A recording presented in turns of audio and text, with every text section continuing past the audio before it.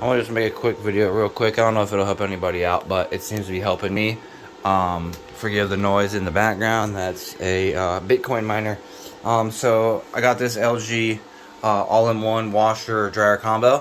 What I'm reading is the washer and dryer separate ones are the same, and it looks the same. So the pump went out, the drain pump.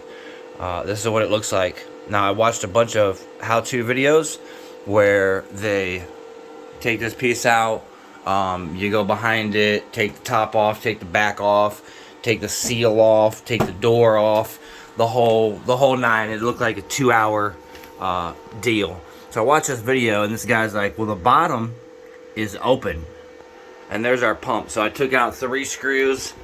2 screws will remove this. Then you get in there, and there's 3 screws. Oh, mine was missing a screw.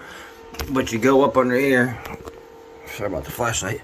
You go up under here, and there's your part. It's going to be difficult for me to do this. But here's your thing. Now, if you got small hands, it's doable. So I just took off the main hose, which is right there. There's another hose that it took off back there. It's sitting off to the side. And then there's that hose that comes down right straight ahead over there. And then the whole drain, you unclip it from the plastic base. I'm sorry guys, this is gonna come out terrible. And then I dropped the phone, of course. What a failure. Alright, so, and we flipped it. Alright, so then, right there's your pump. Unhook the power. Looks like there's 3 screws that hold it on. So, hope this helps somebody. Just hit it from the bottom. If you got mechanical aptitude, you'll be alright.